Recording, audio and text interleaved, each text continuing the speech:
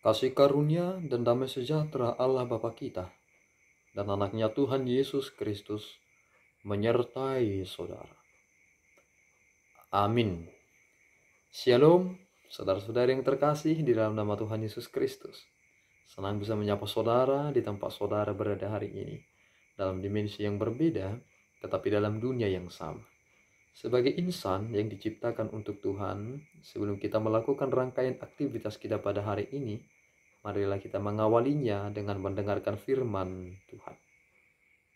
Pagi untuk kita semua, firman Tuhan yang menjadi renungan di pagi hari ini diambil dari Mazmur 19 ayat 13. Begini firman: Siapakah yang dapat mengetahui kesesatan?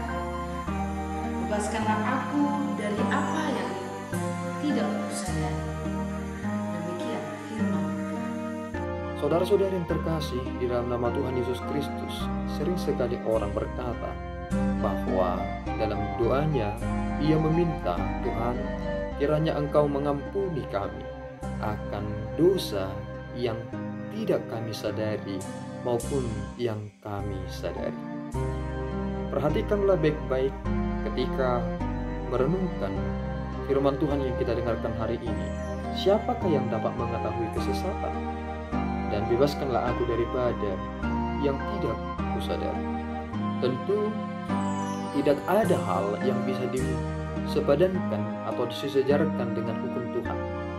Dan Daud sendiri memberikan penegasan yang sangat luar biasa terkait tentang hukum Tuhan yang dinyatakan kepada dirinya. Ia berkata bahwa hukum-hukum Tuhan tersebut adalah kemuliaan Tuhan untuk pekerjaan tangannya, dan dalam Tauratnya lah kita semakin mengerti, memahami, dan dibebaskan dari hal-hal yang tidak kita sadari. Dan ia bahkan berkata bahwa hukum Tuhan itu sempurna menyegarkan jiwa, peraturan itu teguh memberikan hikmat kepada orang yang tak berpengalaman, titah Tuhan itu tepat menyukakan hati, perintah Tuhan itu murni membuat mata bercahaya. Banyak orang berkata bahwa kebahagiaan itu adalah aspek psikologis. Ketika seseorang merasa terhibur hatinya, maka itu adalah kebahagiaan bagi dirinya.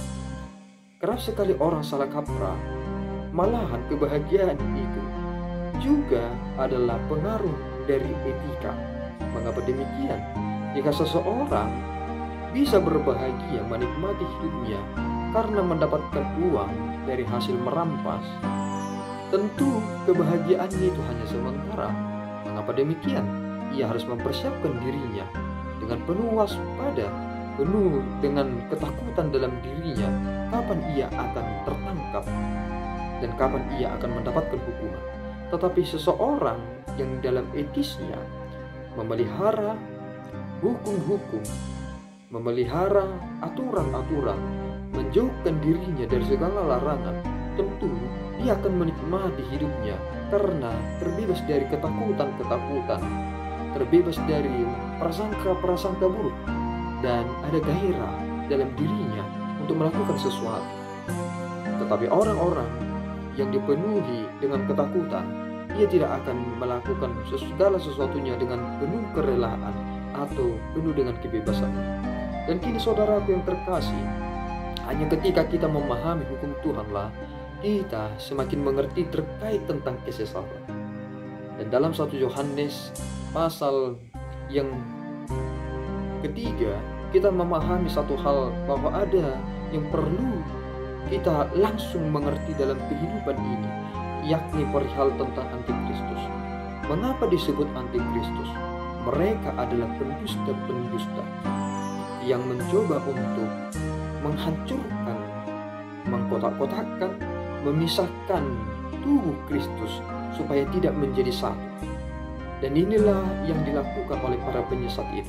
Jika kita tidak memahami kebenaran itu, maka kita akan larut dalam pengajaran-pengajaran sesat itu. Dan akibatnya kita tidak menyadari bahwa kita telah disesatkan.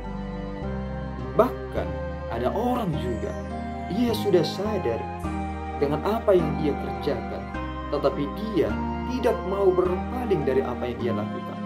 Dan jangan sampai itu terjadi dalam kehidupan kita. Oleh karena itu saudaraku yang terkasih, hiduplah dengan penuh sukacita di dalam ketentuan itu. Muliakanlah Tuhan di dalam kebenaran itu. Dan jangan pernah kita mensejajarkan mengikut Tuhan dengan hal-hal yang dapat diukur oleh nominal. Tidak ada taranya dari apa yang ada di dunia ini perihal tentang mengikut jalan Tuhan. Tuhan memberkati saudara, memampukan saudara untuk mengerti bahwa Ia harus senantiasa kita muliakan dalam kebenaran itu. Amin, kita berdoa. Ya Allah Tuhan kami bersyukur atas anugerah-Mu. Terima kasih Bapa atas tuntunan-Mu. Kiranya Kau pelihara kami, supaya kami bisa mengerti dan bisa menghindarkan diri kami dari berbagai macam penyesalan. Tuhan, hanya lewat hukum-Mu lah kami mengerti apa itu larangan. Lewat hukum-Mu lah kami dapat menghindarkan diri kami, supaya pengertian-pengertian kami tidak dikaburkan oleh pengertian duniawi ini. Dan Tuhan, ketika kami sudah berada di dalam anugerah pemberian-Mu di dalam Kristus, Engkau telah memerdekakan kami. Tuntun kami Bapa, izinkan Roh Kudus-Mu menuntun kami kepada kebenaran itu.